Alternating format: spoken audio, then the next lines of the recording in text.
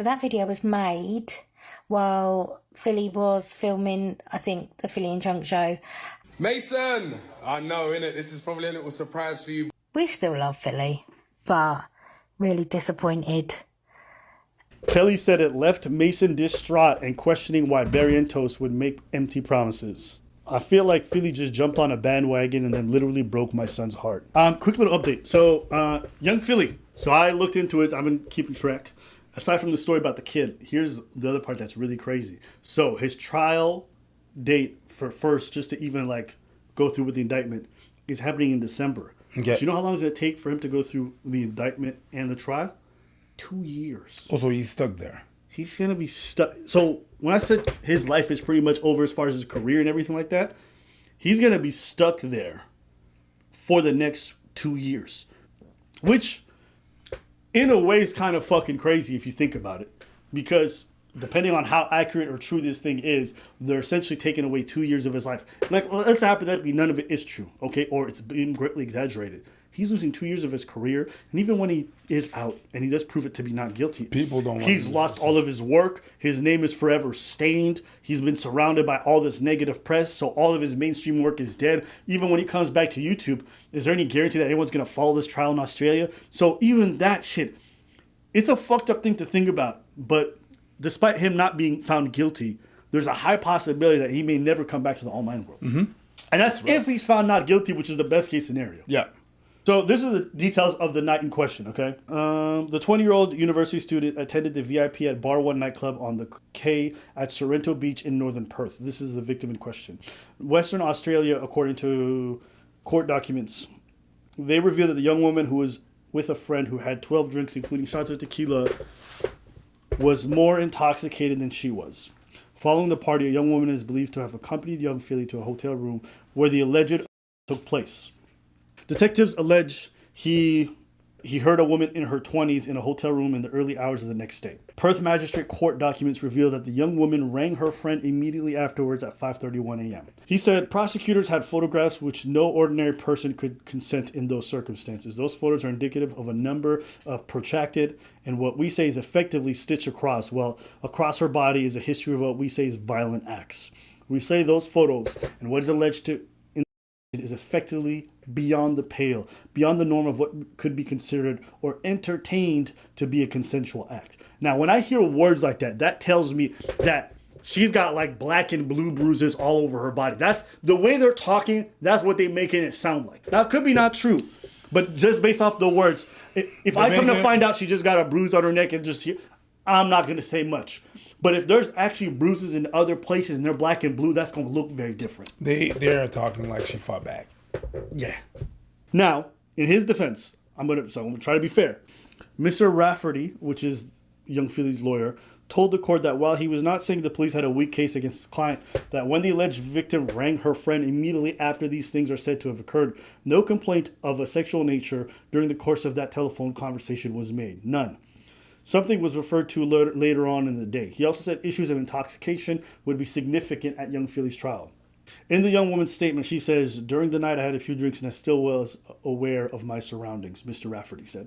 He then referred to the statement of the woman's friend who had consumed 12 drinks, including tequila, but reckoned the young woman was drunker than her. I think when you start talking about how much alcohol she had and all this stuff, this might try to give you some plausible deniability. But in this day and age, that's not going to be an out. It's not going to be an out. No. But a lawyer is definitely going to try to discredit that person's ability to whatever, to remember the what happened. He's going to try to fuck up her speech. He's going to try to fuck up her memory about what happened, and he's going to try to invalidate whatever she's saying. Yeah, I mean, that's his job. So that's his job as a defense lawyer. Mm-hmm. Young Philly promised to support my terminally ill son in a poignant video. Then the rapper told him to shut up and ghosted him. So, the YouTuber told Mason Greaves, 12, he was there to support him and challenged him to a game of Fortnite in a video. So here are the receipts, so nobody thinks anything's being made up. Mason! I know, innit? This is probably a little surprise for you, but I just wanted to say I hope you're well. Also, thank you for watching my videos. I wish you a speedy recovery, my guy. Tough times never last. God willing, you're going to be okay sooner rather than later. And I just wanted to give you my support and tell you that I love you and I'm here for you. And yeah, I hope all is well, my guy. Yeah, unfortunate what's happening with you, but like I say, my brother, try to stay positive the best you can. And when you're up for it, let me know, and I'll whoop your ass at Fortnite. So that was the video, and this is Mason's reaction. But I will continue the story while this is playing. So, how good was that? Mason was made up. That happens. Basically, the kid's terminally ill, so she's trying to find a kidney for him. So I'm pretty sure she's been posting about this. She's been trying to get treatment for the child for quite some time. And then she talked about how Philly treated her kid. A representative from JD Sports then got in touch with Kelly, the mother, and asked to send out some clothes for the youngster. Weeks later, they revealed they had organized a surprise Fortnite-loving Mason and asked Kelly to film his reaction. To Mason's delight, young Philly, real name Andreas Felipe Valencia Barrientos, I know this motherfucker uses that to get women, had recorded a special message. How do you know exactly what I meant? Yeah. Yeah. Young Philly, or Andres Felipe Valencia Barrientos. Yeah, like that. But things took a turn when Mason, who has followed the influencer for years, tried to reach out to him. Kelly said when Mason attempted to respond to Barrientos on social media, he was cruelly ignored or shut down by one of his people. She added, it came up to one day that Philly was live on TikTok and Mason then said hello to him via the chat, but he was ignored and people told him to shut up through Twitch. Mason went and got a Twitch account and he started trying to talk to Philly and said, hi, it's Mason, you sent me this video. Then he got abuse from his moderators. Then a couple of days later, Philly was back on Twitch playing games with people. So Mason went again and said something like, hi, it's Mason. Do you remember my kidney appeal? And young Philly just said right in the middle of the live stream, Mason, just shut up. And I was with Mason and I just thought, how dare he? Kelly said it left Mason distraught and questioning why Barrientos would make empty promises. I feel like Philly just jumped on a bandwagon and then literally broke my son's heart. I don't think this has anything to do with per se. This is not related to that. No. But I think this goes to speak to the credibility of the people who are saying like he's just a really bad person behind the scenes. To me, personally, if you're gonna film anything and send it to a terminally ill child making any promises, bitch, you better follow through. Not because of the PR nightmare, but it's just like how low do you have to be to take time out of your day to film this video, make promises to somebody who doesn't have much time, and then ignore them like they got all the time in the world. I don't understand that, especially a child. Like, you go there, you light up their day, you're going to tell them about all the wonderful things, and then you just disappear. I don't know, man. It's just fascinating to me because I've heard stories like this from other content creators where there's a terminally ill child, they promise this, they promise that, and they don't follow through. And it's not like what they're being asked to follow through on is difficult. It's not like they're being told, hey, I'll take you on a trip, for 4 or 5 days or whatever. It's just from the luxury of your home, play a game of Fortnite. That's like 40 minutes of your day at most. It's like, oh, go there and sign a basketball in your city. Like, just go and fucking do it if you promised it. Or just don't make the promise at all. I just can't understand it. But it speaks to the fact that for some people, as they get bigger, they just be yapping and making all kinds of promises, but they don't actually really care about the people. They lose the interest. They send all these messages that sound good and they have beautiful words, but when you really peer behind the curtain, they just have very foul intentions or very self-centered. And you don't really have to peer behind the curtain. You just hear it. Yeah. But for the fan base, they didn't know about a lot of this stuff. They didn't. Right? They didn't know because they don't know how he is when you see him in person. There's a lot of people, the comics, actors, whatever, we know things, and then the public don't. Yeah. It goes to speak also to the kind of relationships you foster. Remember what I said? When you have a problem, all the people you fucking fucked over on the way up. Oh, yeah, they're going to remember. They're going to remember. They're going to come at you. Yup. Now, some people are going to use this to try to say, oh, see, he must be guilty of this stuff. It's not that. It just goes to show, though, that you don't know these people. So no matter how much you thought this person was a good person or they would never, I'm shocked. What the reality was, you didn't even know he was a horrible person, period. Who knows if he did that stuff and diddled those people? I don't know. You don't know either. But this whole public perception that a lot of people had of him just being a fun-loving, very sweetheart person, it's like... You don't know. Yeah. You don't know. It doesn't matter how much content you consume from these people. You don't know them. No. You think you know them. You don't. You know the facade that they are showing you on cameras.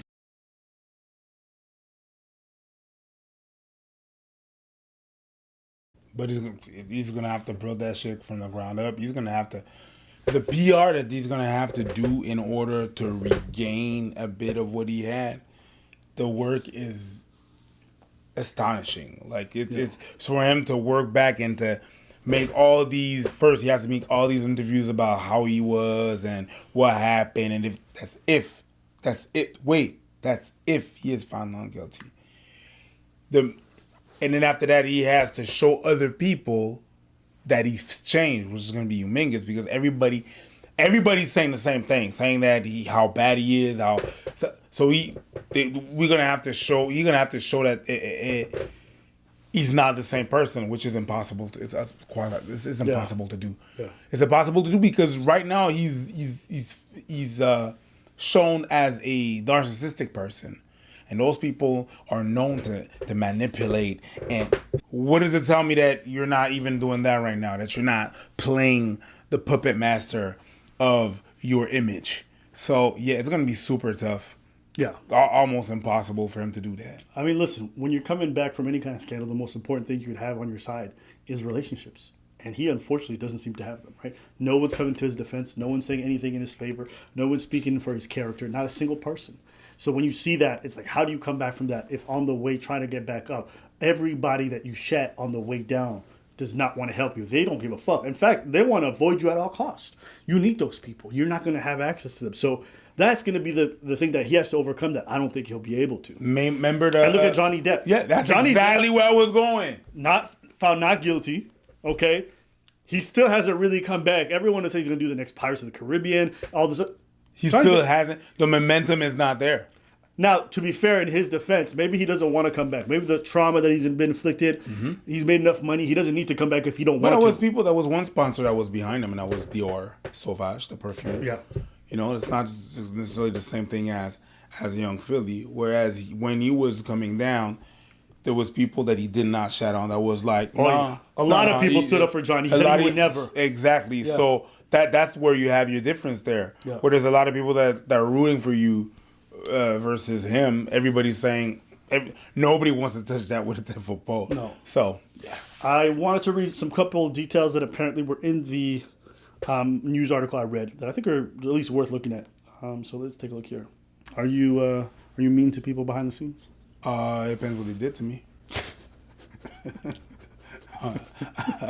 I'm not gonna deny it. Not fair. I'm not gonna deny it. I've fucked up a few people. Yeah. Here and there, but they did something to me. You understand what I'm saying? Yeah. I mean, generally, if I meet fans or stuff like that, everything's very cordial. What's up? Hey, take a picture. Cool. And I'm like, I'll chat with people sometimes. Sometimes I'm in a hurry, but no, generally I'm pretty good with people. As far as like being mean to people, I'm quiet in person. In person, I don't really talk much. I just be in my corner chilling. When I'm out and about, even when I go out dancing, I don't really take up space. I find a corner, I just dance over there. Like, that's how I like to be. And so sometimes people see that and they're like, oh, Abba's being snotty or whatever. It's like, bougie. Bougie, you know? I mean, Abba's the bougie one. I have like some levels of like high level bouginess, which is like I just stay in a corner and chill. But I'm never like, oh, I'm in the ugly corner. Yeah. You know, I didn't choose like the nice spot in the club to be a bougie person. I'm in the ugly corner near the bathroom. I can attest. You know, I can smell people farting. Oh. You know what I mean? God, why would you do It's that? hard to be bougie over there. So I balance it out. Because it humbles you. Yeah. I'm accessible. But it's smelly. My attitude. But no, I'm generally very cool. People come up to me like, what's up? Whatever it is. And I also just don't make promises I'm not going to keep. I don't promise to go help out a charity that I don't want to follow through and do it properly. I do have some organizations I help with, but those are ones I'm actually properly invested in and I'm going to follow through on. So it's just one of them ones where I'm not too scared of like, oh, Abba behind the scenes, because how I am in front of the camera is how I am behind. Not that I necessarily talk as much, but if you get me in a specific conversation, I'll talk just like this. But people who go on camera and have these front-facing personalities that are completely different than how they are behind closed doors, those are the ones who have something to fear and lose. Like, what's the worst thing that person? What's the worst thing they're gonna say about you? Preach looks unfriendly, but you look unfriendly on camera. Yeah, what else? Yeah, I do. Everything they say behind, like everything that people say about you, is like stuff they said about you online. What do you mean? Like, oh, this nigga, you know. But people been saying that to you your whole life. So what? That I'm like sassy? Yes. I don't know what they're talking about. What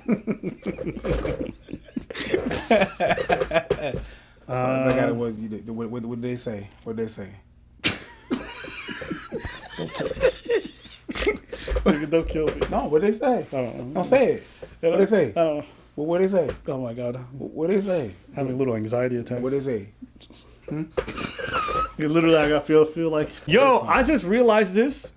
The UK has 0 commentary channels. There's literally not a single YouTuber in the UK that I know that's like relatively big that talks about. And I actually noticed about most issues, even like the, what's it fucking called? The shits and geeks situation. Nobody over there really talks about that. What, mate? They don't want to get involved. I think that UK doesn't really have commentary stuff like that. Most of their creators just do either comedy related stuff or football, gaming things, right? None of it is ever political. None of it's like no.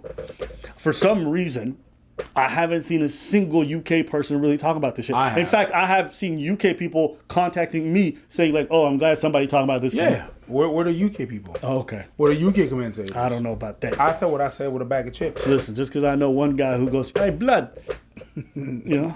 No, we are the ones. No. We're the ones. We are the ones they like looking at. Just because we say "bruv" a couple times a day. Hey, you know what, mate? No. Is what it is. Anything else? Well, thank you very much for following UK's best commentary channel. You can always.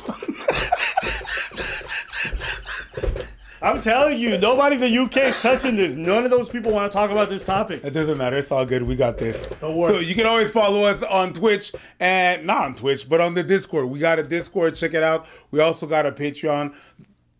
The Discord, we're on there chilling, playing, having games and everything and stuff, and having a chat. Yeah, we're there. So check it out.